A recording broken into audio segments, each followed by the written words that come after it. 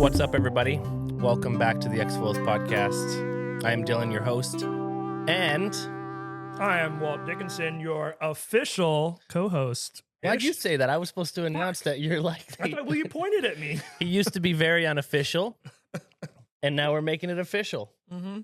You were supposed to act surprised. Hey, and put a ring on it, okay, baby? Put a ring on it. so we got our official co-host. I'm pretty excited. I don't think it comes with a pay raise, but I'm still excited about the future opportunities. I don't know. You got like thousands of dollars worth of my foils right now. Oh yeah, well that's how I keep it interesting, dude. I just steal your gear and hold on to it until you give me something else. I like to think of it as my gear though, so if that makes you feel better about it. So what's up, I'm dude? never getting that stuff Good back. to be. No, you're not. Well, I'll just trade it for other things. But good to be back in the studio. Awesome to sit here in person and not be on my a computer terrible screen, in a van, or in a bus, Yeah. or on the go, Yeah, or in I a know. cabin. It's weird how life ends up being that way all the time. But when we get here, it's great. And good for us both being back on the island. I just got back, a week ago. So did you. I got to hear all about this trip to South Africa. I think top of the hour, we got to catch up on that stuff, unless there's something else you want to go over. No, I mean, there's not really much to say about it. It was windy almost every single day. It was a kite trip, and I only took a foil with me. And on the second day, I was like, oh my God, I made a mistake, because I was just 30 knots lit on my 7. The wind in Cape Town is just it's so powerful. It's so dense. So it was, the meters were saying 27 knots, and I was like, oh, I'm okay on the 9. So I took out the 9. I almost died. What do you feel like because I mean, I think that's a cool topic real quick before we get past it, is density of wind. I think it's something we all kind of talk about. And I don't know how much understanding there is from the group of foilers about what that actually means. Cause colder means denser air particles, denser water molecules in the air, right? All of that playing a role and just has more punch. Is that what it is? Yeah. It's a cold, fresh wind. I don't know if it's not that cold. The wind's not that cold, but I don't know. There's something about that wind that's in Cape Town that it's just so dense. It's thick and heavy, and it's powerful. So the 30 everyone knots feels feels different. Yeah, it feels like 35 else. plus, Crazy. know? Yeah. No, I hear people say it all the time. There's the guys, they were hanging out there from Miami, and he's always on his 10 meter kite foiling, and he's like, I can hold my 10 into 35 knots. And he went out and he's like, I was scared shitless on my 8 meter in almost 30, right? In Cape Town, the wind is just so powerful there. So when comparing to Cape Town, is the wind in Puerto Rico then the lightest, Yeah, the least dense wind? It's not on very the planet? dense. I mean, I don't know. We were out in 17, and it sure felt not dense to me the other day. Yeah, I don't know if humid is considered dense. It's humid air. Does that mean it's more dense, or is it softer? Because we have a lot of humidity here. This before. Yeah, he's like, let's talk about density of wind. I'm like, I don't know what to say. Dude, you're the Walt. wind sports athlete. I mean, you're now hybridizing. You got your first taste of paragliding now. I'm waiting for kite-foil paraglide hybrid mustache riding to become Dylan's new obsession. I think, dude, just tell us a little bit more about the antics. So you're there. You have this loose plan of trying to jump 30 meters, which I know you like setting just ridiculous goals for yourself. That sounds like a ridiculous goal. Well, I mean, 30 sounded better than 26 or 25 because I had already hit 21 meters. And I'm like, well, I mean, I'm going to Cape Town. It's supposed to be super windy. I was supposed to get, I mean, our followers aren't really kiters, but there's these foil kites. They're called Sonics. They're fly surfer kites. And they're just badass parafoil kites. So they're not inflated. And they're almost like paragliders. And I'm able to jump extremely high on the 10 meter in relatively Puerto Rico wind. And I can get just super high on it. And again, because the foil, you're building apparent wind, right? So as you generate speed, you're increasing your wind load. A foil can go way fucking faster than a twin tip. Yeah. So you're able to build that and transition into there's no edge on launch. it. You're just springing off the water. And then a combination with that and the foil kite, it's just insane. So what are you riding for something like this? What's the gear? So I had the F1 Escape. It's a 430, and love that foil. It's the big air. You would never sell it. You love it so much, right? Like it's your favorite foil. Like I would never sell. So I was going on a because trip with a so friend because it's the best for this sport, right? Yeah. So I was going on a trip with a friend, and he had some friends there, and he calls me. He's like, "Hey man, do you have any 430 Escapes left? Because my buddy Kyle in Cape Town just snapped the tail off. Like he landed shallow or something and snapped the back tail." I'm like, dude, those things don't exist, and because they're changing their system to the and T2, it's like a monoblock, right? it's a monoblock, yeah, front wing. I'm like, I don't know if there's any around. He's like, I looked everywhere, all over the States, all over Europe, and I can't find one. I'm like, well, I've got one. I'll sell it to you. For a premium. 3 days before my trip, ideally trying to get the highest I can on the best kite foil setup there is. So I decided to sell it to him. He had to buy the whole mast and everything because I'm like, I'm not staying with the mast. So if you want it, you can buy the mast, the plane, everything. And I gave him a discount because it was used. So then I ended up riding the North 500. It was the MAV2, and it was good. Like it's super stable.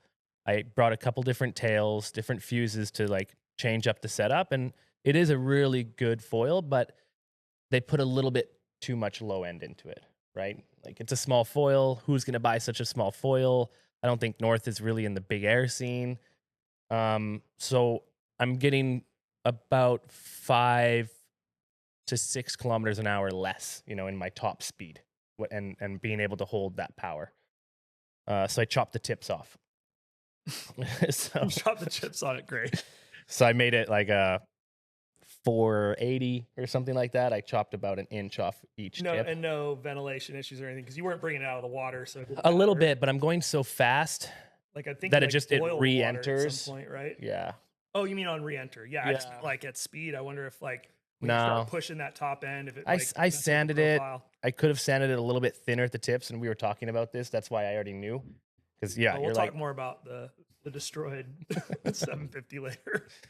So I chopped it, and I don't know if it made a difference, honestly. I think somebody said I should have shaved the camber off the bottom edge, off the trailing edge, and made it flatter. And I was like, I'm not getting into that. So it was super fun. Wind every day. Got to venture around. If you went hiking, I would fucking die right here. Actually, we were gonna go hiking, and I'm like, Joe's like, I've done it before. If you really want to, I'm like, look, my wife, if she was here, we would go hiking, but I don't like walking around in the woods. Like, so we just went kiting. Nice. Yeah, I'm sure your legs and I didn't need the break anyways. I didn't get to 30. So I ordered those fly surfer kites. If you had that F1.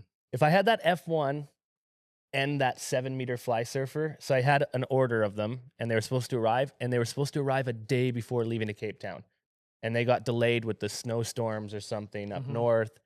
And it arrived. I got on the plane and I got a notification. Your fly surfers have arrived. And I'm like, no. So I had that 7. And I think that's what would have made it happen. We'll just have to go back again. Yeah. 35 the next time. I expect an increase. Yeah. Even though you didn't get 30, we want 35 next time. I mean, because look, everybody who's listening to this is a foiler. This is a foil sport. Obviously, kind of a wild one. You're using, basically race foils to deliver. Yeah. Or is it like pretty much. Like why aren't you, I guess, are you looking at the same equipment they're using for wing foil and kite racing? Is the same equipment you're using for jumping, or is it like more specialized because of the impacts and stuff? I mean, there's a lot. It just doesn't exist, and you're just making shit work. No, these escapes are made for kite foiling, and I assume, they're for racing. I mean, they're fast. Like they're just fast, but I don't know. There's something with the escape. They've got a pretty big tail on it. It's a 180 tail on the back. And a 430 on the front. So it's not like stabilizing. Yeah, it's just stabilizing the small front wing. So you've got stability. It still can go slow enough, but you've got so much power on a kite. It's insane, right? And I mean, I've never broken one. I've put that thing through some shit. I beat myself up. The amount of crashes and stuff I had, and oh my God, scary. I worry about you with that sport. Like every time you go out doing big air foiling, I'm just like, dude, and this feels dangerous, Dylan. Hope you know what you're doing. And those fly surfers, those Sonic V5s, which, by the way, something's good when you enter a sport and all the pro riders, whether they're sponsored by North, F1, whatever, any brand, everybody in the back of their car has a Sonic, a Fly Surfer Sonic kite. They're just like, in case they like go out, because it's a totally different sport. You're on these like paragliding kites. So your hang time's just crazy. So you jump up, and when you get that like to the apex, you start to come down and you loop it around you, and it just like, it sends you for a ride. And then as it comes and recovers, you push it out and you fly back up again. And then you send it again, and then you fly back up again. It's like, you can get so much hang time. Efficient wing shape, right? Like we're more it's high. Flat. Just thinking of it like a foil, right? Flat, more high aspect, no extra turbulence from this weird inflatable edge. Double skin parawing with 25-meter lines. Yeah, crazy. I mean, the pictures look crazy. Yeah, like they got on a 12-meter, it was blowing, I don't know, 16 knots. I got 16 seconds of hang time. That's crazy. So it doesn't sound like a lot, but let's sit here in silence for 16 seconds. Oh, I know. It feels like forever. It's like, well, okay. A good example of that is like when you count your actual hold downs when you get worked by a wave, and you're like, oh, that was really only like 4 seconds, but it felt like 30, you know, in those moments. Like time, when your brain is processing that fast, time slows down crazy, right? Because time is so, this is weird, we're getting like existential now, but it's so relative to your experience, right? Like a second can last less than a second, or it could feel like an eternity depending on like how fast your brain's processing all the information coming in. So I think in these sports like this, I mean, time does slow down in those high impact moments where like shit's going down. And I think that's one of the cool things about the sport is that it like allows you to get fully in that just like lizard brain processing spot and being able to spend that much time hanging around the year. Do you think the sport's going to grow a lot then because of like all this new, because I mean, obviously big air foiling's kind of been around, but not really. No, everybody's like, the gear wasn't quite there. The gear's getting better now. Yeah. So is this going to become more of a piece of the big air scene? Yeah. So kiteboarding, it's really over the last couple of years become more big air. It's all about big air. It's all about big air. It was freestyle back in the day, and then there was some all these other sports, and then wave riding, and like that was thing. Wave riding's like dead. Can't steal a surfboard to save my life. Like it's just not part of the industry anymore. Everything went big air, and then they're getting ultra techie with all the gear. They're trying to make new materials, new factories, blah, blah, blah. So yeah, if you want to get higher, I mean, there are two categories. You're twin tipping or you're kite foiling. Not a lot of people are kite foiling, but I was at the top of the leaderboard every single day in South Africa. And for the most air. And there's that's hundreds, between both? Between both. Yeah. So there's hundreds of kiters, and all the pros are there. And you look, and I'm like, I'm at the top of the leaderboard every single day for height, but I'm cheating. Yeah. Like it's a totally different sport. Like it was blowing 16 knots. I'm jumping 18 meters. Everyone else is jumping 12 to 14. And that's high on that day, right? So every rider has one of those kites. And every rider that's getting into foiling, which they have a F1 430 Escape. I guarantee you all of the big air guys are going to be foiling because it's just, you can get way higher and way lighter wind. You can do a big air kite event in 20 knots. It's like it doesn't have to be 40. It's the same conversation you have about putting a foil on like any water sport. It's like, yep, more efficient, faster, bigger, higher, whatever, right? Yeah. You know?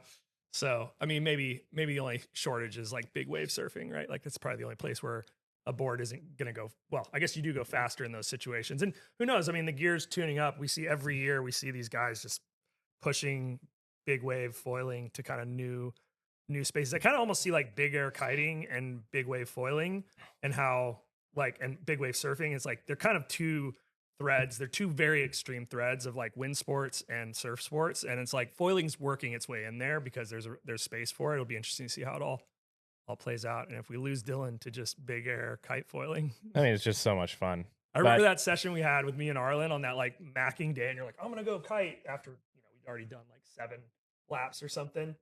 I gotta get closer. You're right. You can move your mic in if you want. It's fine. But you just don't want to fluctuate. I just see that maybe being the future where like we're all gonna be downwinding. You're like, no, I'm good, and we're downwinding, and you're just hucking like giant airs over us as we're downwinding down the gorge next summer. That was cool. It was a great session. But yeah, the kit makes a huge difference, right? Like specialized kites, specialized foils, the board makes a difference. Like it all makes a difference, right? You can't just go out there and grab whatever foil and think you're going to jump 30 meters. Like you've got to really tune in all the right gears. Do I have the skills to jump 30 meters? I think so. Like if I had the right day and I had the equipment that I know I could do it in, I could have done it. And what you got to what, 23? 23 meters. Yeah. Still pretty 23 something. Yeah. So that's pretty good. What is that in American? And I was on a 10 meter and it was blowing 20 knots. 23. So if it's blowing so 30 knots like it was, and I had that 7 meter that I really wanted, because I had the 7 meter 70 feet. Just 70 something feet. Yeah. That's crazy, dude. That's crazy. Yeah. With like, that was without a loop because I didn't loop it.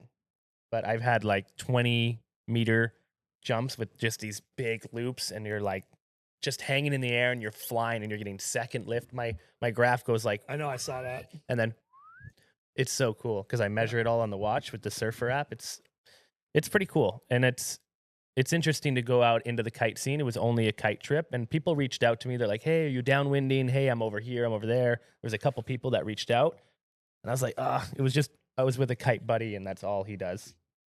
That's all he does. That's his super focus, and he hired pro riders to help him coach and stuff like that. So it was cool. It was cool to see the scene a little bit because it's a totally different scene than foiling.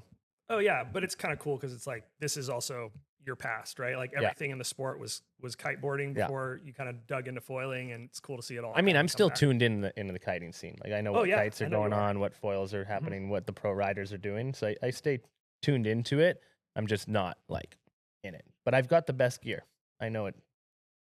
I'm always on the best gear. You know, that's what this is all about. Buy a Fly Surfer Sonic, get a F1 Escape, and you're good to go. Nice. Yeah.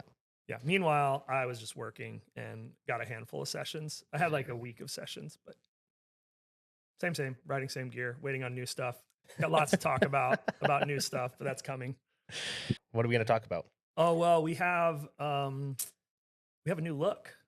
It's not this look. These great hats, by the way. This is a great order of hats you had. We've got some killer new vintage XFoil hats. So if you want 100 hats, let me know. Before we decided to change the logo and the branding.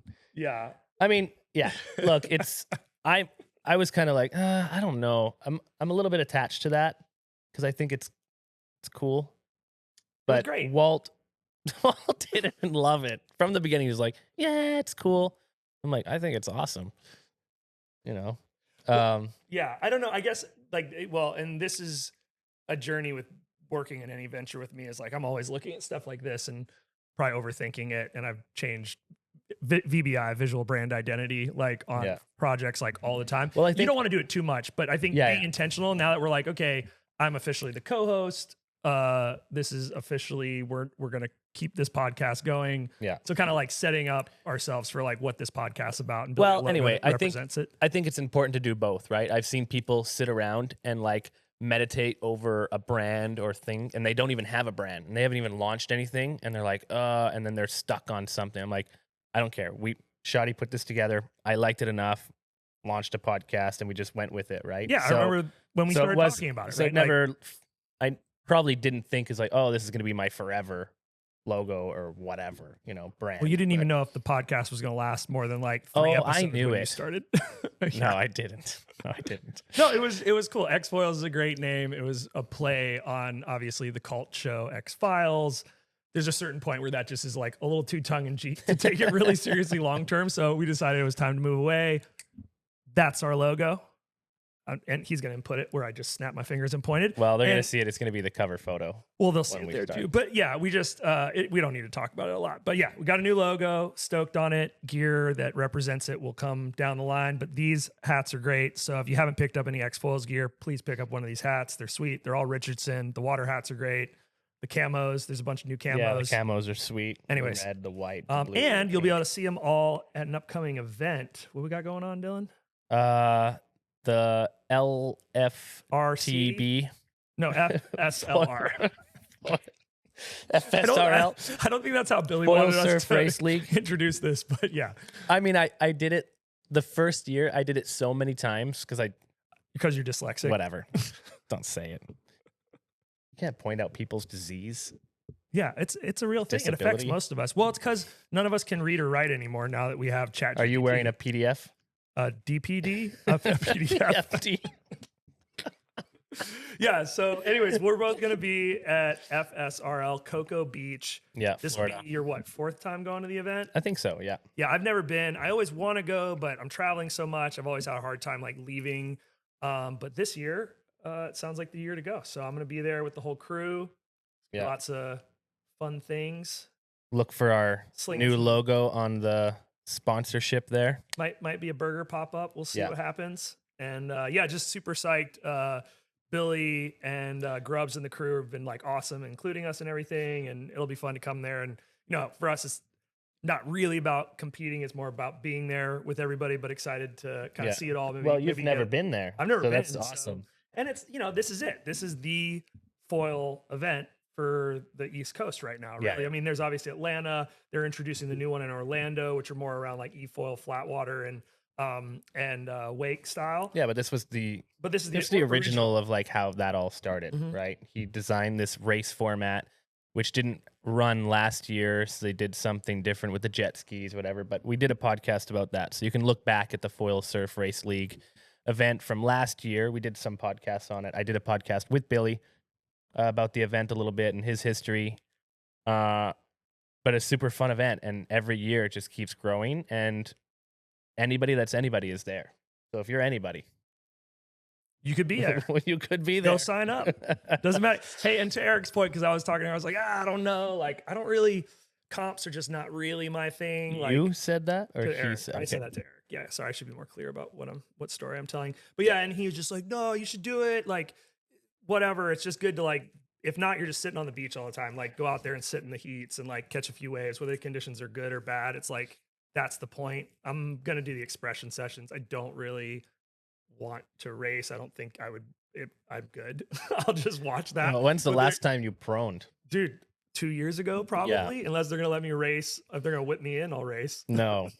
You got to catch a wave. I mean, you'd be fine. I'd be fine. It's just more about like, what's the point? I'm not, shore runner racing is not something I have a lot of experience with. If this was a downwind race or something, it'd be different. But I think this will be great. I'm just stoked to be there and shred a little bit, try some gear, hang with all the homies. I mean, it's amazing the turnout. Like, that's the one thing that this event's always blown me away is like the amount of people coming from Hawaii and Europe and California and whatever. Yeah. Like, people come from all over Australia, right? I don't know if Koo was there last year, but it doesn't matter. There's lots of folks coming in internationally for this event. So it's pretty cool to see, the Florida coastline light up like that for foiling. The prize money's pretty good.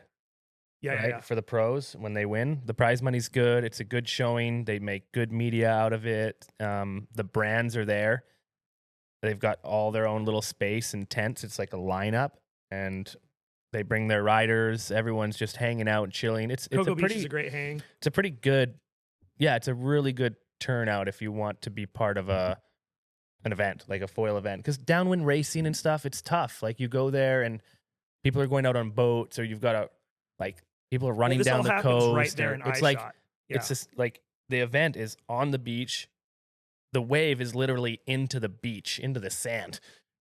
So like there's please let there be waves. Please let there be waves. There's like, I just don't want to be like flat. No, there's a lot of diggers. There's 25, 30 people running in at the same time to catch a wave to run down the coast at the same time. It's carnage. I think it's cool. I'm super excited. We're going to be there. Who knows how it's all going to unfold, but you got, Eric and when is that setting us up? It's the 6th of March through the 8th. I believe is the kickoff, right? So I think we're going to be slinging some burgers maybe on the 9th evening of 8th. So no, sorry, not 9th, 7th. 7th. I mean, so you talk about I gotta look at a calendar. Yeah. Anyways, so it's the 6th, which is a Friday, March 6th. March 6th, it's the party, whatever. There's like a get together kind of like sign up registration. Anyway, it's Friday. I'm not even looking at the agenda. I'm just looking at the calendar. It's because I've been there. I know things. And you got to get there kind of early. Whatever they say to get there for registration, whatever, get there early, because we always get there late and we get no food. Nothing. Bring snacks. Yeah, bring snacks. So you get some drinks and food. And then the event starts Saturday and Sunday. They usually start the race on Saturday. And then Sunday is all expression session and the assist category and all of that. They do strapped, strapless. People are doing big air and whatever. Just a bunch of cool stuff. it's an all day thing, and don't drink heavy on Friday night because you could be getting called in at 7:00 for your first heat in the morning. That's how it was on Sunday. They're like, Because they hey, we're had to doing the jet ski expression it. session. They had so many people and jet skis. They had to run so many heats, strapless, the assist, the strapped, and it was just so many people. They started at 6:30, 7:00. Well, if it's a 6:30 heat, I might just miss it. Mine was like one of the first, and I Of rolled in. course. I'm like, I don't know if I'm doing this. He's like, bro, and I saw Billy's face. He was so disappointed, and I was like, yeah, okay, I'll get out there. He's such a nice dude. And then I don't know if I told this, but then I did the assist one. I told you. Yeah. You're like, I signed up for the assist, and I'm like, are you bringing your foil drive? He's like, I don't know. I thought people would have foil drive there for me. Well, Eric does. Eric's got some foil I'll drives, just steal Eric's and stuff. foil drive's going to be there, so it would be really nice. Foil drive, please bring batteries. It would be nice if they brought extra batteries for the event, because it's so hard to travel, dude. it's hard to bring a foil drive. Like, each brand has their foil drive, but then how many batteries do they have? We had like 3 batteries last time, or 2, and there was 4 of us in the assist for North. And Arlen's terrible on a foil drive, so he burned all your battery, right? Yeah, so he went out and he just e-foiled around for the whole heat, and then he came back. He's like, "Here you go, dude," and I'm like, 20%. I'm like, great. So I just like literally floated there for the whole heat, and I tried to catch like one. The waves were tiny, so I would chip into one and like surf around and pump, and then I'd just like lay there. And then I came in early, and they're like, "What are you doing?" I'm like, "I've got no juice." Yeah, it's gonna be interesting. Like, because I haven't been there, like, and we know how glassy It can get really good though. Yeah, it can get really good, but if it's super flat, like, what do they do? Like, you're on a little 6-inch wave trying to like whip in off a jet ski and just do it. I mean, you'd be surprised. Like, little bits come and go. Like, there's a sandbar there, so all of a sudden for 1 minute it'll be 1.5 feet, and then these guys are throwing backflips. Dude, I'm gonna hit the stand so hard because I'm so used to riding this 90-centimeter mast. You gotta be so careful. Oh my god, I'm just gonna. I mean, do you have a short mast? You got to bring a short mast for that. No, I don't have a short. Who has a short mast anymore? Everybody. Not everyone that's serious. Walt. Serious. Yeah, I'm serious about not shallow surfing. No, I got a KT 77 I could bring, or I'll just borrow gear. I'm just gonna borrow gear for this whole thing, I think. Yeah. Right? Well, it's probably easier. Got North. Team North is going to be there. Yeah. I'm sure they got some. I'm riding for Team North. Yeah. I'm riding for Team Arland, me, Eric, and you and I. And Julian's going to be there too, right? Oh, yeah. Julian's going to be there. So a good team. Every year it's fun. We are heard. People know that we're there. Yeah, totally. You guys are not quiet, especially, 10 beers deep, heckling. No, we don't drink during the day. It's a lie. I didn't drink during the day. Well, you shouldn't, because it's hard. Day drinking is a professional sport. I'm not a very good day drinker, because I have no, like, when I start drinking, there's no off button for like IPAs just go down like water. They do. Like, how many IPAs have you had? I'm like, when I look, I'm like 8. God damn. And it's only been an hour. Classic, dangerous. Dude. I'm excited. It's going to be cool. I think it's great that our sport is developing these kind of like iconic events that are annual, right? That we can look forward to. So it'll be cool to be down there. So I think we can talk about some more foiling focused things. So let's. I mean, that was foil focus. What the hell are you talking about? Well, yeah, but like actually information, like actual stuff that people want to listen to. About density of wind. So I wanted to talk about how density of water. Let's go. Well, we'll talk about that. But I thought I would just talk about our session we had the other day when we tried to go parawing. Yeah. So came back to Puerto Rico. Hype from his big air trip. Yeah. So I came back, family, kids.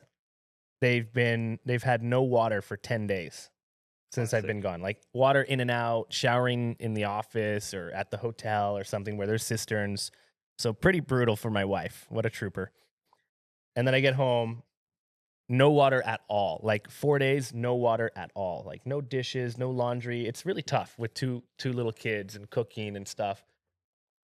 So we call Walt. We're like, yo, Walt, when are you coming in? He's like, I come in Friday night. We're like, all right, we'll see you at your house. We're bringing the whole gang.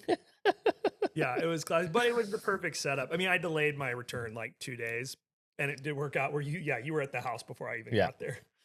So we go over to session, and then in the morning so I brought the Fusion because I got my Fusion back. They did warranty it. It was not my fault. It did not get wet. It turns out I checked that whole plastic cover case. It is waterproof and it is sealed. That little button that the water goes into, it goes into a concealed casing, so it can't get into the battery unit. So I was wrong. You can wash it with that plastic casing on if you want to. Cool. I just took it out and washed it with it out. Is that not what you're supposed to do? No. Oh, okay. So they did warranty my Fusion. Don't know what happened to it. Whatever. Super nice. And you finally got a session on it. I got one wave on it, and I came in and I was like, nope. Yeah, it was. Should we talk about how horrible? No, well, look, I want to talk a lot about the Fusion, but I think we're going to save that for. Yeah, let's talk about the Fusion in a minute. But as far as wind density goes, so just the last time you came to visit, we had 3 days or 4 days we hung out, and dude, we sessioned so much. Like it was 6 hours of surfing a day, burning out every battery we had, towing, whatever. This trip, we went out. It was like somehow just, sometimes conditions just don't work out. It was kind of garbage, and we were like trying to make sessions happen. And it didn't really happen. So after like a shutdown first day, which I'm like, whatever, it was a warm up, got to try the Fusion, some stuff. Hopefully tomorrow will be better. Wind looks good. Wake up in the morning, we see white caps, which I hadn't seen white caps at all this season, basically. Like I'm so psyched for a wind day. It was pretty windy. I went to the beach with the kids, and I was like playing with the duotone stash, which looked really good. Again, new gear. We get excited about new gear to try. 3.4 or whatever it is. I really want to try that thing. It looks so good. It flies really well. I mean, again, it's you only tell so much standing on the beach, but it feels good in the hand, and I'm excited to try that thing. So I really, really wanted to try that. It up. Yeah. Anyways, keep going. So I really wanted to try that thing. Really, really wanted to try that thing. I had the 4.3 in my backpack, but then I had the 3.4 duotone stash in it, and I was like up to my hips and just not giving me anything. I see Walt with his 4.3, like the sets were pretty decent. Yeah, it was like 4 or 5 footers. Yeah. So I mean, it was enough that like you don't want to be sitting in the zone with your Parawing because it's like big enough that it's throwing you around when it hits you. So I felt like a little gust, and I was like, so my board was a little bit floating, and I'm like, no, nothing, like into the set. So I turned around to head in to see if I can catch like a wave with a gust and then get out. That didn't work. So I turned around again, and then I was just getting hit by sets, Parawing over my head, holding onto my board, and just like, blah, blah. And then my Parawing kind of fell, and I'm like, and I watched this big set come, and I'm like, I'm like, this is where I die. This is it. This is what I thought. I'm like, I get Christmas wrap. I thought, I'm like, okay. I'm like, here comes the set. Locker. My Parawing sitting in front of me. I'm holding onto my board over here. I'm like, just get that Parawing away from me. Like, I don't want to get like hog-tied. So everything works out. I get my Parawing together. I fly it, and I look, and I'm way past the lift house. And I'm like, ooh, that is not good. That's the no-go zone. You get down there, you're and like, I'm also shallow and I'm also everywhere. not far enough out yet. So I'm like, damn it. So I pile it all up, and I just paddle into the wind to get away and get as close to the coast. Well, then I cut in, and I hit like one patch of shallow reef right where it was. And I'm like, I don't care. Like, I'm not going to try to flip my board open with waves hitting my head with a Parawing that's like all droopy. So I was like, I'm just going to scratch my foil. Yeah. Brand new 750 Manta that we were testing. I mean, I didn't like that thing anyway. So yeah, it's fine. It's fine. I thought it was great. I can't wait to ride it again. I'm busy repairing it.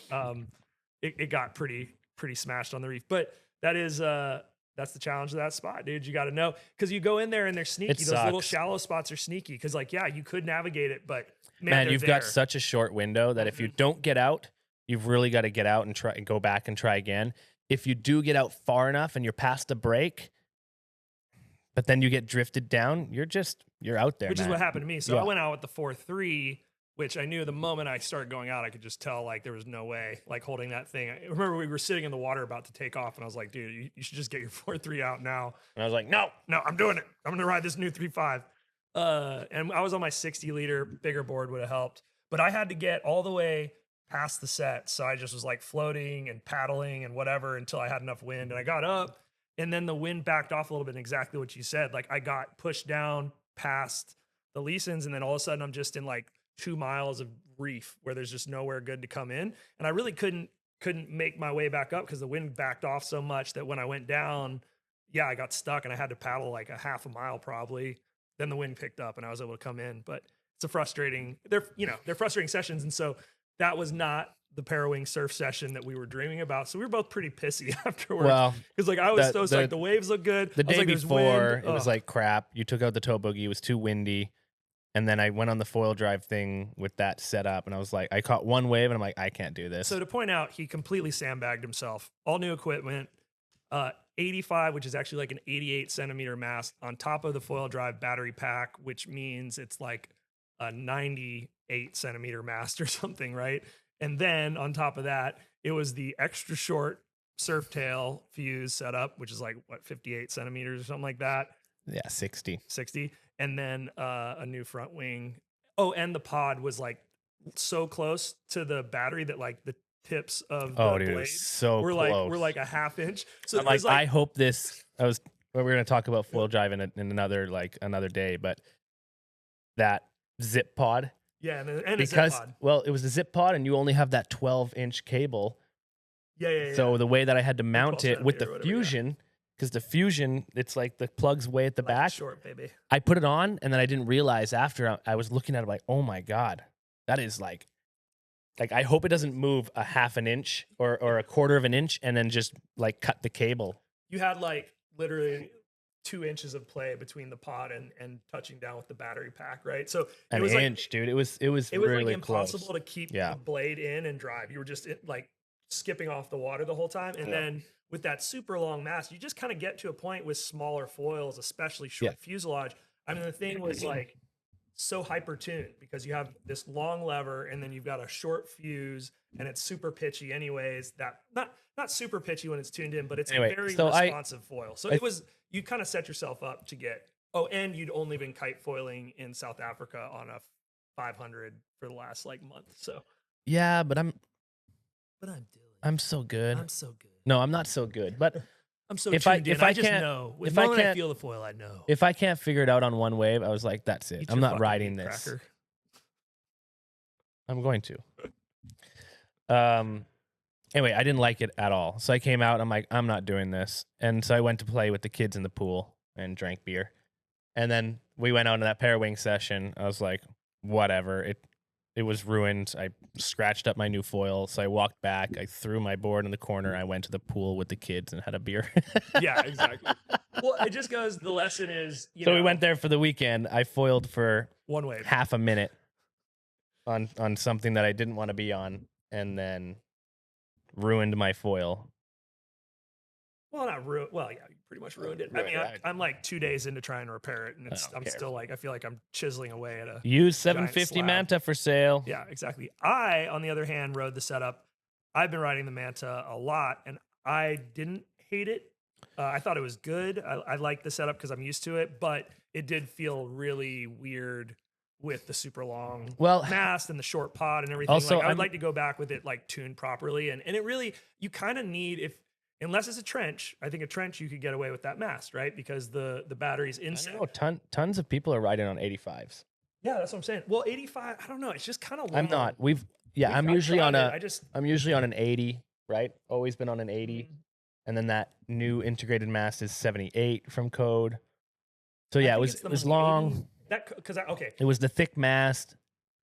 That Manta, I mean, it's just got like I really wanted to try the 750 because people are asking me, they're like, what is that like? And because I'm looking at it through an F4 lens, the 750 looks so big. But then if someone asks me about Code, they're like, hey, what foil should I get? I don't think the 720 is huge. No, it's tiny. But I don't know. Like, I have this in my mind that the 750 is huge because I've been riding the 530 and the 635, and I'm like, holy crap. So what do these foils feel like? I foil drive with the Code. The Code X, the 740 and the 810X. And those foils are very back-footed. So I put it on my board where I think I should have put it, and I think it was just way too much front foot pressure. So when I went to I got up and I was like, whoa, it felt very pitchy on that short tail. And then I was trying to turn and surf. And I think it was just like, it was trying to buck me up. I didn't realize it at the moment, because in the moment I just do what feels right or whatever. But I looking back at it, I'm like, yeah, I was trying to turn and it was just like pitching up, and I was trying to pitch it down while I'm on a turn, creating lift. I don't know. And I was like, I'm done. Well, and you ride the 740 with a short code fuse, which is a short code fuse is like a 68 or something, right? Centimeter. It's something like that, or 67. Yeah, the short is probably. We looked at them all. They were like the I ride a short and extra short are longer than F4 short and extra short by like a couple. Yeah. So the code short is definitely a little bit longer than the F4 short. Yeah, we had all the stats. We looked at it. And then also, I'm riding surf tails. I was on that surf tail, but it was an extra short. And then we put on the short 135 chopped tail. It's also a downwind tail. Yeah, right, chopped. Crazy. Yeah, so I just think. Tail, I mean, but it's not. I'd have to surf setup. The surf tail. That's why I was really excited to go parawing the F4 stuff if I could get up on it to like feel it out. Then I'm like, foil drive is great for testing gear, but it's a lot. We end up riding. Well, we're getting into a foil drive conversation, which we'll just talk about later. No, but I was. It's because I was talking about the like I've always done that too. I've always run a longer fuse on my foil drive setup because like with that added weight, you really want to be focused on roll, not on pitch, right? Oh, no, I'm good. Thank you. Mystery meats. You can stay over there. Your mystery plug of hockey puck of meat. It's perfectly round. Yeah, so I think we'll save foil drive conversations because it's exciting. I kind of took such a big chunk of time off of foil drive from being in the gorge, and when there's crank and wind, there's just not really a good place to use it. I don't have waves. Foil drives are for surfing for me. But I did have incredible sessions on the Fusion and the X, which was cool to get more time on that and that code integrated mass. So I know we're going to do a podcast later to talk about that. I think there's, as always, foil drives moving the conversation forward. There's things we want to see improve. There's other things they are improving on. I think that the Fusion is a nice next step in the. I thought you said you weren't going to talk about foil drive. We're not. Well, I'm just saying, like, we're kind of setting up the episode. We'll shoot it later. But there's a lot to talk about with all their masts and their pods and their stuff and their power and we just know so much now, right? Like it was our first season really with the Gen 2 foil drive last year, so we've got a whole year of innovations from them, lots of rider feedback, lots of our growth. I mean, like we both progressed to be pretty good foil drivers, and I think like in that you learn the nuances of the sport and what you. I saw a lot of them. Yeah, like we have a lot of users on them, a lot of beginners, a lot of advanced, a lot of people that don't know anything about foiling, people that are not techie. So there's a lot of different questions that get asked. Yeah, very familiar questions. Well, I do feel like we don't want to talk too much more about foil drive because I want to make sure we can plug a full episode talking about all the things we've been thinking. We do talk about F4 a lot, and I think that's really a lesson to all the other brands to please send us gear so we can talk about your gear and ride your gear because I would love more things to try because every time I get on some of the new stuff, I'm super psyched. And again, we will talk about why we need more gear later. But we do have a little project with F4 that we started working on that I think is really exciting and kind of comes from just all of our thoughts and experience around our sessions in the gorge, downwinding wind bumps in freshwater, along with just like overall surf performance and like looking at what they have out, because immediately like we get the Orca. The Orca has this incredible and also the amount of people that we get to talk to. Yes. Right. So our community, the people that are riding the foils. I mean, I get tons of feedback from people. I've got 3 unread messages right now saying, what foil should I ride? What's my next foil? I'm doing this. This is my weight. So there's just tons of feedback of like different conditions and what people are riding. You have a huge community over there as well. And you guys are all swapping gear and you're all, merging to what you feel is the best and having the best feel. So yeah, I think it's interesting because we get there's a lot of chatter. Totally. And being in the gorge, it was like, man, it's such a great place for trying gear and everybody's so cool about it. Like I hopped on so much different gear and like swapping setups with people and getting to try different boards. Cause I mean, that was a big journey in the early seasons. Like what are all these new parawing boards? Like what's the right shape and whatever. And they got to work on that cool project with Frank. And then beyond that, then it was like trying all the new foils. I was riding KT I think Kane's entrance into the market, he delivered some kind of next level low end stuff that I think is very futuristic, and F4 I think kind of piggybacks on some of the same things as far as like what their foils deliver. And I think there's more of that that's going to come, right? These new sections and having more low end in your surf foils, getting these more efficient profiles on downwind foils. So kind of going through all that, you know, the moment we got the 12 aspect Orca, yeah, it was incredible. It was cool to get on this foil, to be on something that was so fast and loose with that skinny mast. And we've talked about it a ton on this thing. And a lot of you folks are probably already riding it or have had a chance to. And I think it is a really next level foil. The level is coming up for all the brands. I expect great things from KT this year and everybody. Yeah. Edo just went to Slingshot. Slingshot's going to be putting out some crazy race foils, right? So there's this evolving. Everybody's going to kind of piggyback on what's going on. But it was a 12 aspect foil. And when do we go surf a 12 aspect, right? We're used to being on the code R's for downwinding, and it's great. But you start comparing that to the S's or to whatever, like we'll say a mid high aspect, like a 9 versus like a 12, 13. I mean, usually there is just such a feel difference in how you can rip a turn, ventilation, all those things.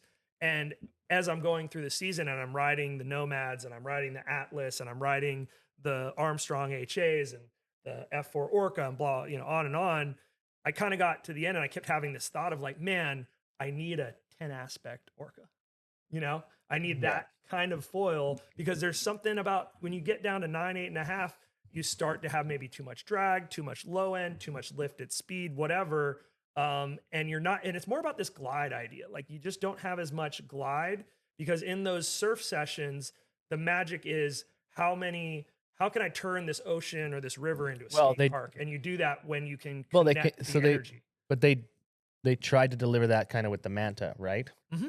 Well, we don't know yet, right? Like I haven't really downwinded the Manta, and I think there is this problem of as you reduce your aspect ratio, glide is affected by that, and there's this proportional glide that you need, I think, so you can channel energy in the right way. And I think like when the bumps are big enough, well, there's plenty of juice. You don't really need to think about. But when you're in like this certain size, it's maybe like our everyday size, right? And that like 2 to 4 foot bumps where you just need a little more glide. And the difference of being able to like kind of see a peak forming and like hit a turn there and hit a turn and just being able to like connect and whip and keep it gliding. And then you get on these surfier foils that turn crazy and their performance is so high. But after 3 turns, I've lost a little bit of speed and glide. And now to get to that next bump, I got to pump. And as soon as you start pumping, it really changes the flow and the surf feel, right? Like as soon as you throw some pumps in, it really kind of takes you out of that moment. So I think it was about like, is there a sweet spot? Is there so you just want to like optimize for it? Yeah, yeah. Right? Kind of the idea was like, could we optimize for it? Because when you were talking about it, I'm like, I don't know, man. The Manta, it's gotta do it. It's going and it will. Yeah. Right. But if there's just a couple more % of optimizing for what you want to feel out there on the river specifically, let's say, just that no pump feel is pretty. That extra flow, right? It's quite a feeling. Yeah, that makes a lot of sense. Yeah, and you know these guys are all about optimizing for rider experience and about being there for like the niche rider, and they're so interested in the Gorge. And I kind of been thinking about it, and you and I talked about it a lot.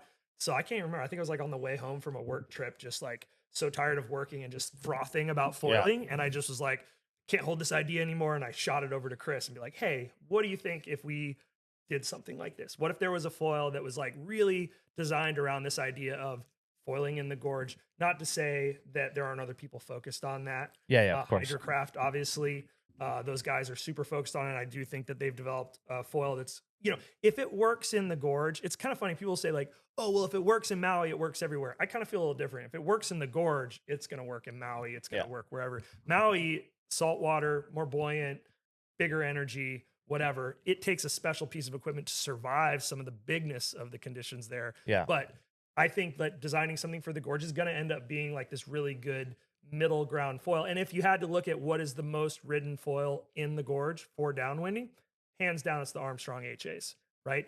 They're in that perfect range where they've got enough glide, they've got enough turning ability. They're just a really great foil. And I'd say probably 50% of the riders are on those. And 10.5 aspect or something like that, I think, for those. So yeah, anyway, shot Chris a message. Didn't necessarily expect to hear anything back. I was on a flight. Immediately I land. I've got him and Memo just blowing up our chat. You were on it too, I think. Yeah. And just like, dude, this is a great idea. Let's do it. When can we start working on it?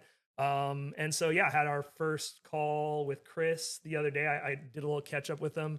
We'll probably drop some of that in wherever in the podcast if you want to like. It's a good idea. A little bit. It's a very good idea. Recorded it. Yeah. Chris knew we were recording this time. Unlike last time, we didn't know we were actually recording. Even though I told him, I think he was just like waiting for us to hit him up on like the Riverside chat, like for a Zoom. And so when I got him on the phone, I think he was like expecting me to like talk to him and then be like, okay, log on.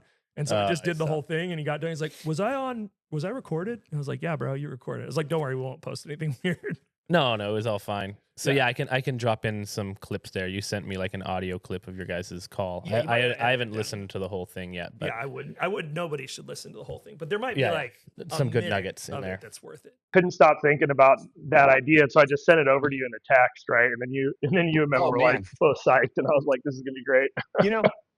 Because I mean, ideally, when you would start with the design, right? There's like the basic parameters. You captured all of the elements that we need to go ahead and make a design. Right? Well, I did just tell you I wanted to do everything. Because, the thing is, like, there is a difference between saltwater and freshwater, and the kite racing guys will tell you exactly that. Oh, geez, the foil works well in salt versus fresh, or I got to sand it differently for saltwater versus freshwater. There's all this sort of religion around that. Yeah, because technically it's just a little more viscous, right? Like you're just picking up a little bit more drag in saltwater.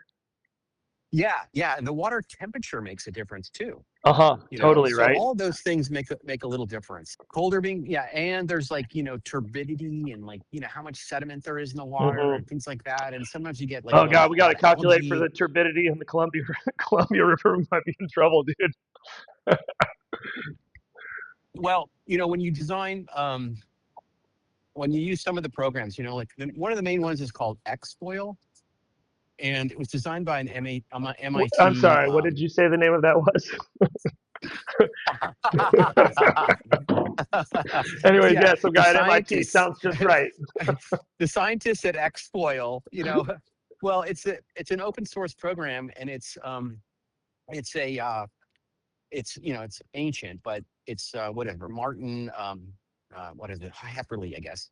He's this MIT guy, and he created this this program that helps you optimize foil shapes, foil profiles. You want to optimize it for your requirements, and then you kind of start building the wing from there. So that's basically how. Yeah, you're just going to ground up it based on like what you've learned on the Orca and the Manta. Because I think when we talked about it, it's like there is this kind of happy medium. Like I think now that I know those two foils, like I know how your foils feel, right? And I know how they perform. And so there's like attributes of both, but I recognize like the middle ground is what the river rider needs, right? Like, because I think the thing to understand about the river is it's like, at least, okay, so if I'm looking at like the surfing side of it, it's like you're looking for something that has enough glide to make those really radical turns, but has enough like glide to carry you to the next one, so you don't like lose speed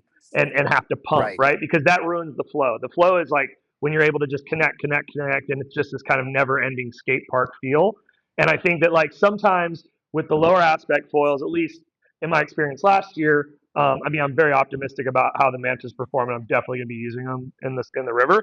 But there would come this moment where, although the turns I could do were so radical that like I was losing, because that's what I was riding for like the bulk of the middle of the season, because I was just trying to push my turns and whatever and make it surfier. And what I realized is like it was great, but I could only connect like 4 turns or 5 turns, and then I'd have to put a couple little pumps in to get from one section to the other. Whereas like when I got on your Orca, oh my God, dude, it was like I never pumped. Like once I got going, I could just glide into these like radical like top sweeping cutbacks and blow out the tail and whatever. Oh, bro, we didn't even get to talk about that fucking tail, dude. Holy shit, that tail. Absolute game changer. Like completely changed the foil and is like, it really took the foil up another notch. As far as like all the things that were kind of annoying me about it, like went away, and it just became like, I just got to learn. I just want to like become one with the foil. Like it's gonna have. Yeah. I'm so psyched, dude. It was Oh really man. it was Well, really like you. I lost a little low end from what I was riding, the 135. yeah. But what I picked up in kind of stability in the roll, it actually was like more pitch stable than the 135 was, which was crazy because I was on the S and this is the XS, and like I don't know, just everything about it just felt better, and I lost that like crazy top end because I would get to the top end sometimes when I'd be going really fast, and the front end felt so loaded up, it was like twitchy. Whereas this really just evened that out. So like when I hit the top end range, it didn't have that same like feels like there's too much energy in the foil. Like it just kind of stabilized it, so it's like easier to control on the cutbacks. Well, there's some things to be learned from that wing too. We're using much different foil profiles on the rear wing. It's so thin and small, it's hard to tell. But there's a couple things. One is that it curves down, right? So you don't blow the tips out or ventilate the rear wing nearly as much on that wing. And with the 135, it's dead flat. So I mean, super efficient, totally designed for going straight. Well, not turning aggressively.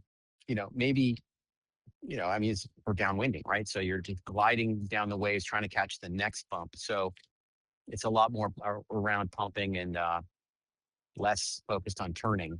Yeah, it's really grippy on the whereas pump. Like that thing just like it has this just grit on the pump. It's really good. But it was the new tail's great on the pump too. You just got to keep your speed up just a little higher. It feels like it took just a little off the low end, but it made up for it in stabilizing like everything else that was like not in tune. Like it didn't feel. Yeah, it didn't feel like it was tuned up right. I had too much on the high end and I had too much on the low end kind of thing. Yeah, that makes a lot of sense. And the trade-offs are exactly kind of what we were going for. So super psyched about whatever else you got coming. I know there's some smaller sizes in those tails, and I think they're all going to be sick. Yeah. All right, so what are kind of next steps? I mean, I don't think you have any other questions around what we talked about as far as like what I presented to you in my thoughts, and you're going to design it. How's that whole process going to work? Great question. Yeah. So we got to sit down and put pencil to paper or put mouse to lines on the CAD program and start drawing some profiles, and we can share some outlines and maybe come up with a couple of renderings, and and then from there it's just a matter of finalizing the geometry and then going ahead with a prototype. We'll pick a size and yeah, I was thinking like 600, 650, kind of like kind of where you were with both the Manta and the Orca, like starting with that size, because I just think it fits my weight, Dylan's weight. It's kind of like the size of probably your testers are going to ride well, and then from there, just build out from there. Yeah, totally. And I think the aspect ratio is right on. So we'll make a couple decisions about how much dihedral to put in the wing, how much sweep we need. Yeah, and so to kind of compare, like, so I've ridden like just some other ones on the market that are kind of like good references would be like the KT Atlas, which I have a set of, and I've ridden all the small sizes of that, and then the Armstrong HAs. And I think the problem at 10.5, they carry the right glide, and they have a lot of they're very easy to use, but they get really locked in feeling. You can still you can sweep turn them really fast, but they don't have that, like, I think it was crazy because the Orca to me turned better, right? Like at 12 and a half or whatever aspect. So I don't know. There's just like, I think like that's kind of it is the magic number, I think, like 10.5, because you need a little bit more glide than you'll get out of your Manta or whatever, or 10 or whatever you decide, somewhere in there. But it's like, man, how do you get the Orca magic, right? Like, is it just a little Orca, or like, I don't know, what is it, Well, I mean, I would say you have plan form and dihedral, right? And then the profile design. And so to get the turning performance, we probably use a similar sweep, right? So that's kind of like looking down at the wing. Yeah, which is like why you have so much roll on the Manta. Yeah. And the more sweep, you put in the wing, you make it a little bit more stable, but then the side to side turning is and liftoff is different when you have more sweep. The wings just Hmm. swept back a little bit. So I think the Orca is super efficient, has less sweep, so we have quite a bit less sweep than I think. I don't know about the other wings that you've talked about, but most of them I think have a little more sweep than we do. Yeah. So that's like a critical parameter. So I think we'd kind of go with go with something that's similar sweep as the Orca, but then go more with a manta sort of rondure, which is the three-dimensional shape when you're looking straight on, Yep. Yep. Yep. you know, Hmm. and so that gives you helps you sort of initiate turns and also has the sort of forgiving tip reaching Characteristics. characteristics you're Yeah. going to want to go for. Yeah, because you're Yeah. piercing the water. When you breach out, you're piercing the water at the correct angle to release, opposed to like when you Yeah. have a really flat foil, you're not on the right angle, right? So it's creating a Yeah. yeah. So okay, yeah, that all makes a ton of sense because when I look at, I mean, I've ridden those two foils now enough, right? To like, I just see Yeah. the middle ground. I'm like, there's a middle foil here that is going to be just like the perfect river foil, like probably a really great wing foil for people, because it'll be a little bit less drag and be able to move really fast for just like people who are out wing foiling. I think for a lot of people who are proning, they still like that, spannier can give you a little bit more delivery on glide per pump, especially when you're Hmm. learning to pump. Learning to pump is so hard that like once you get tuned in and you can be on these like lower aspect foils because like you're not wasting any energy in your pump cycles. Whereas like when you're learning, it's just like, man, it's so frustrating if you don't have that forgiveness in the glide where it's easy to kind of like get in the rhythm. So I don't know. I just think all those things matter, but we don't want to, don't want to sacrifice turns either, right? So it's like the Yeah. Yeah. magic. Yeah. I just think it's Definitely. going to be a good foil for everybody. Like it doesn't mean your other foils are also specific and they have their purposes and they perform super well. And you could do kind of like anything on all three of these foils, but at the same time, I think this one's just going to be so well rounded. Like everybody should have it in their quiver, at least one or two in the sizes they use a lot because I know how I can already Yeah. tell how it's going to work. You know what I mean? Well, we'll make a rendering, and then anybody that sees it's going to get addicted to it. So Well, it's how just it always goes, bro. got to be careful. Got to be careful. Do That's you, do all. you think these tails are going to be the tails you want to use with it? Because you kind of have a surf Yeah. tail and you have a glide tail. What Yes. else do you really need? Yeah. I think so. I think I think that 137 series kind of tails, I think, are going to be perfect. Yeah. Um, yeah, this is gonna Yeah. be super fun, and I think people are gonna be so frothed on it this summer. Because I mean, did you pair this with that skinny 85? It is gonna be cherry. That surf tail. Oof. God. I can't wait. I Oh can't my wait. God. Oh my God. We've got these. Yeah. So, yeah, Well, these I'm masks. I'm excited I because think it's, I know the new mask, dude. I can't even imagine. I'm still so frothed up dude, on the it's, skinny. yeah, no, it's unbelievable. So that's definitely a key part of the equation, is that mast. So, and it's, hopefully we've got the right one in there. So 75 to 80, 85 for the skinny series. And then, the thicker ones or slightly thicker ones, are good. And then these Tuttle masks. Oh my God. Oh, dude, I know. I was about to say I think I'm gonna talk to Frank about making me a Tuttle for next summer, and I'll switch to one of the Tuttle masks because I mean, Tuttle's the new black. Yeah. Tuttle. Yeah. Yeah. Tuttle's the new black. Hey, that's a good one. It's going to be good. I think it's going to be good. I think it's cool. I mean, why wouldn't we? We know what we're doing now. I know where I put my foil. Like I should just do that and have this elegant system. I mean, why not? At a certain level, it's Oh like, my God. especially for downwind racing, like you got to be doing that, dude. Why add any drag ever? I mean, it really takes a lot to convert someone that's invested a lot in another brand, so I'm really curious about that process, that decision process that people go through. And then the ones that try it, they're like, oh my God, I can't imagine being on anything else. That's, kind of one style of people. And they were, fortunately or unfortunately, I see them like selling all their old gear, Yeah. Well, selling but all their old gear. And it's like, yeah, oh my God, like, so, it's been the nature of the foiling world, though. I think as we've gone through these iterations, because it's just the there's no amount of money that can make up for the joy. Like everybody's having so much fun foiling that like anything that they can do to make their performance better is like worth it. Well, cool, man. Well, hey, I'm super psyched. This is gonna be awesome. I'll share this with Dylan. He'll probably like chop it up, steal a couple clips from it or something. But we'll do a podcast at some point in the next like whatever, maybe a couple weeks or whatever. Dylan's in South Africa, just big air, foil kiting like a crazy person. Nice. Oh, nice. What a blast. Yeah, he's such a I want machine. to live his life. Yeah, he's an animal, dude. He's over there. He's like one of his clients basically was like, hey, dude, I got a house. You can come crash. I'm going for this like 2-week trip. Just pay for your flight. And so he went there. And anyways, so I think when he gets back and I'm back, so it'll be like sometime after the 12th, we'll both be back in Puerto Rico for a while, testing a bunch of foils and shit. And yeah, we'll probably do a podcast then. I'd love to get you on, and we'll kind of like catch up on like where we are in the project and stuff. No, but we'll kind of do it like we'll announce it kind of like that we're kind of working on this idea that it'll be like a tech thing.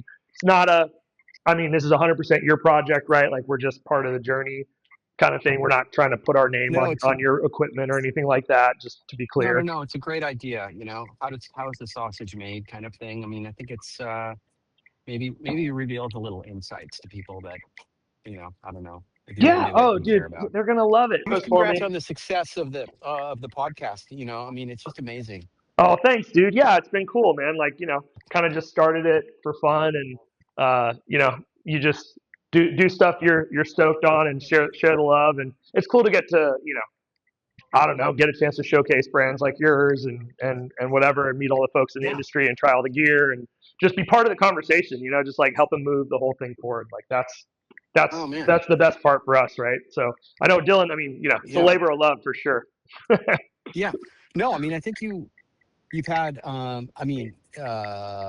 huge effect on us personally. And we saw like a massive uptick.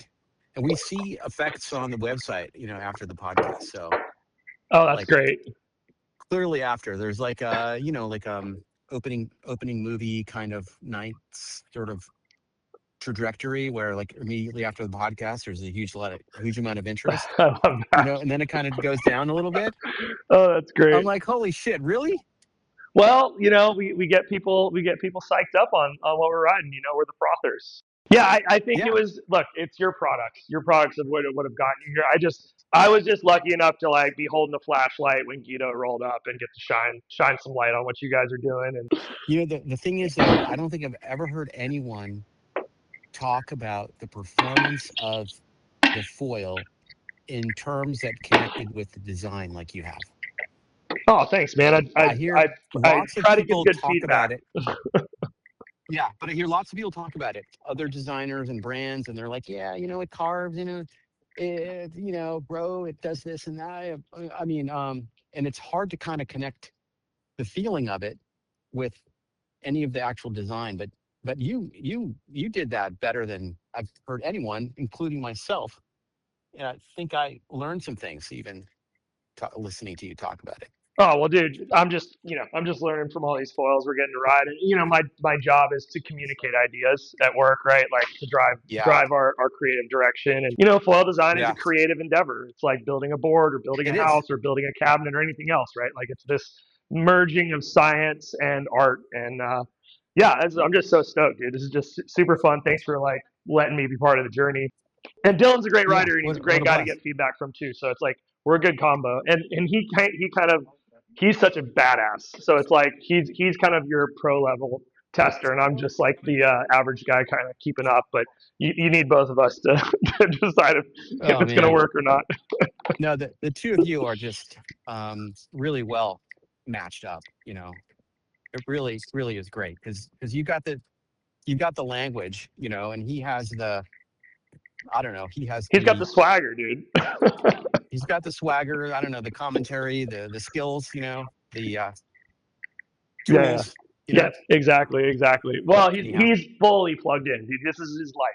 Dylan, for me, is just like foiling is like another journey in my life of journeys and shit I've done. Like this is Dylan. I mean, when he was 15 years old, he decided he was going to be a kiter after leaving snowboarding, and he's just like run kite school here and done every water sport since its inception, basically. So it's a great combo, right? And he like lives, eats, sleeps, breathes the shop and the lessons and the gear and whatever. So he just works too Oh hard. my It's his god. only problem.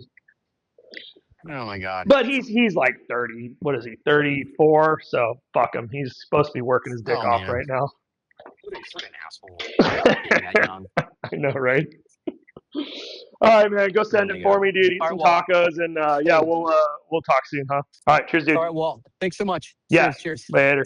Okay, bye-bye. Bye. Yeah, exactly. Mostly it's just bullshit, but So it's a cool project.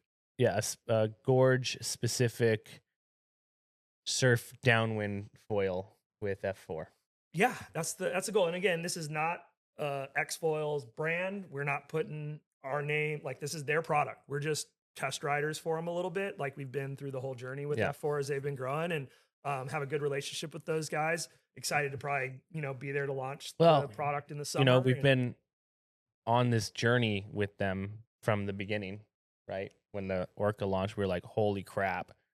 And then it's just been a really fun relationship because they're so frothy. They're pretty easy to work with. They're just head down in production. So they are willing to just go for it, right? Like that's what I think is exciting for us because they're moving fast and they're willing to kind of just go for it on concepts. Which can you imagine? Cool. You're like, hey guys, I have an idea of this foil that I'd really love to ride.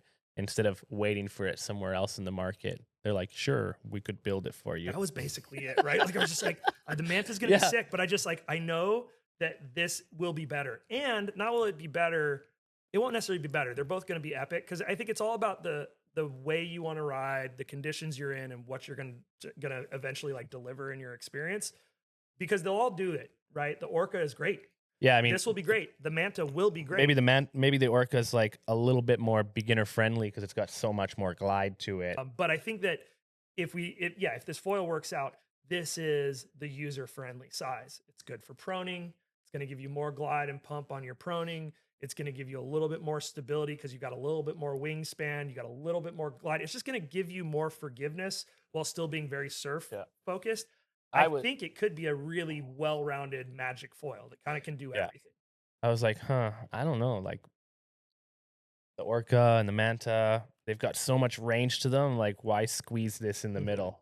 Well, was when I first thought about it. In the sport. Yeah, no, I agree. right? Well, it's also why they probably shouldn't make it, but they're going to. Well, because there is a space there, and I think other portfolios show that. It kind of there's also the surf foil conversation, which we're going to talk a lot about surf foils this season because like there's a whole world there that's opening up and how we're using these sections and how they work in different size waves. I mean, this 530, right? Or looking at the Nomads from Kane and KT, like they've got this crazy low end where you're on these insanely small foils in insanely small conditions. But that doesn't translate to big waves, right? So what are we doing on big waves? And what are we doing for kite foiling and all these things? Like Code just launched a 700X, which is designed for big waves. So it's a different. You saw that picture of man, that's a juicy wave he's on with that thing. And I rode the 740, and there's no way I could ride that on something that big. So I'm glad they're putting it's different. It's a totally different. Yeah, I mean that's huge for something that you're talking about an double overhead wave. That's a big foil. Well, it's big foil for the designs that we've seen in the last couple of years, right? So they're retuned it. Yeah, they take all the lift out of it. Make it flat and stable. 700 gives you more stability because you've got more wingspan. You've got more. Yeah, because it sucks to be on like a 500 foil that's made to be a 600, and then you're like, oh, and it's got like you're just. But when I'm in a 3-fitter. But the Manta doesn't feel like that. No, it doesn't. But what if we go down to a 4? But we're on like 5-foot waves, right? Yeah. We're on 5 foot and under. So you're going 10 foot. There's no way it can handle 10 foot. I don't think so. I don't know. We got to go try it. Like, I mean, I think the biggest waves I've been on with that 530 are like 6 foot, just like head, slightly overhead. Yeah. And it feels pretty juicy. I'd be excited. I haven't had it with the new tails. There's also a smaller surf tail that would help. We were using that. It's all about having the right tune. This gear is crazy, dude. It's amazing where all of the gear is going and how important the tuning and all those little layers are because the same foil can just feel, we all knew this. We all knew tails affect, stabilizer affect your foil. It's probably the single thing that affects feel the most. What? Did I you know, hear that on the Generic Foil I did podcast? hear that on the Generic Foil podcast. Well, I heard it on Progression and Generic and every podcast because it's true. But I think sometimes we get so locked in brands, we're not like thinking about it as much, especially coming from Code, where I kind of just liked their setting up. Like everything just felt good. I didn't really have to tune it. You know, KT got me a little more in tail. I've never shimmed a tail on Code. Yeah, exactly. You never would shim it because they all just feel great.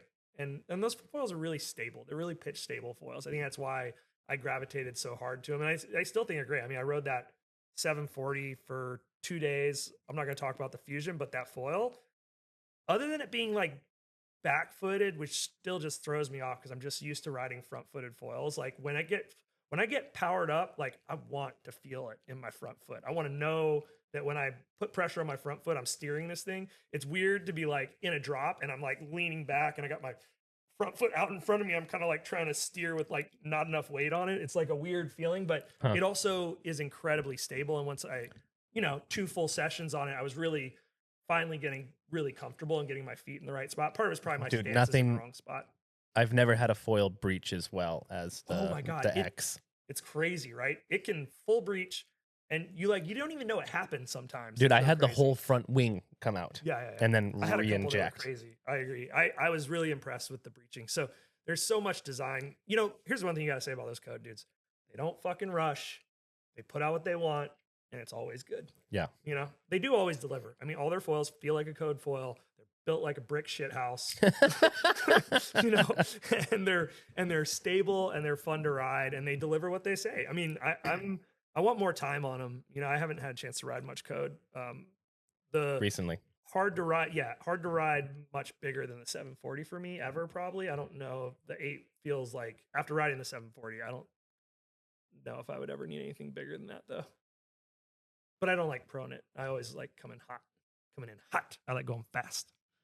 With the toe boogie. Yeah, dude. Once you get going fast, it's hard to go back. Everyone message Zero Toe on Instagram. Hey, do a podcast with the XFoil. Oh yeah, please do that. They're very responsible users of the toe boogie, and they would do you right. So yeah. Anyways, we're gonna do a podcast with Chris soon. Hopefully have some renderings. He's in the Baja right now. No, I think they're gone. They left. Yeah, they left. They were testing. That was like a week ago. Like, we're testing 400 different products. I was like, all right. Crazy. Jesus Christ. Yeah, because we're only tracking on like a couple things, but they've got all this other stuff they're doing for racing, and it's going to be a wild year for the sport in general. I mean, just looking at a couple brands, knowing what's coming, I think AWSI next year is going to just be like, boom. Fucking boom, dude. It's going to be, I feel like we had some good evolution this year. I think this year is going to be, this next year is going to be like a big jump forward in a lot of products. Everyone's going to have a skinny mast. Yep. What is skinny, right? They're all a little different. What does it mean? Some of them only made the cord skinnier. Some are skinnier in thickness. I don't know. Pretty wild. It's going to be a good year for foilers. You want to wrap this up? Yeah, we should probably wrap it up. But I think this project with Chris is going to be great. We'll get him on the podcast. We'll cover it. We'll keep everybody updated. This is like a tech coverage of what goes into designing a foil. Yeah, it's just about peeling back the curtain a little bit, getting to see, Dr. Oz there pulling all the levers and see how we end up with these products. Exactly. And I think a cool moment to throw a little party in the Gorge to kick off the season whenever these things come in, and that'd be cool. Do a demo, get a bunch of people riding, sling some more burgers, because it's kind of like what we do. We make some sloppy XFoils burgers. Let us know if you like the new brand. We all kind of put a little bit of time into that. If you don't, throughout a month. If you don't, too bad. Yeah, just then buy the old hats. Buy the old hats. They're sweet. They're still around. Well, they're brand new. I just got them in. So and just swallow that thought. No, it's super good to catch up on the couch. Hopefully this weekend will yield better sessions than last weekend for the two of us. Puerto Rico. No, it was just I don't know. I was just not in the right space. Talk about the Bad Bunny halftime show, by the way. Oh yeah, congratulations, everybody on the planet, basically, right? Especially all Puerto Ricans. I mean, it was a great moment for everyone. I think him being there, it was pretty cool. Yeah, this island is insane. It's such a beautiful place. Come visit Puerto Rico. Go e-foiling, come towing, go do whatever. The water is incredible. The wind is up and down, but it's great when it's cranking. The people are incredible. It's so fucking beautiful here.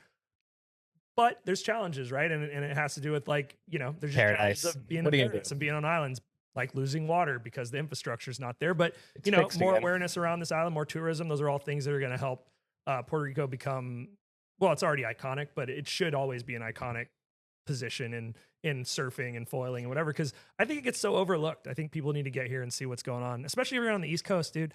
3-hour direct to JFK, 3-hour to Atlanta, fucking 2.5 to Miami. I mean, 27 to Cape Town. 3.5, 27 to Cape Town, you know, 3.5 to Boston. Either way, I'm just saying it is so close. And this is absolutely, you know, every bit what you could ever want as a foiler. Like these conditions here and the surf and the breaks, the reefs, it's just so pretty. I saw like a mahi pierce the water, catching a fish, like full launch while I'm on like a glassy there was wave at the wall. I went down to the wall and just had this like shoulder high glassy just bomb. I'm ripping down and on the edge of the wave. That was today? Launches. Yesterday. There was whales out in Ocean Park inside the reef this morning. Reef. Yeah. Oh my God, that's so cool. I've seen them outside. I haven't seen them inside before. Yeah.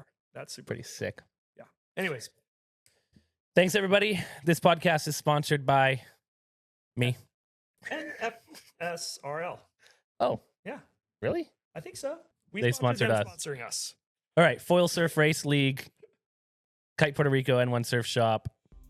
Get your vintage hats and buy us a coffee. Yep. Thanks. Cheers.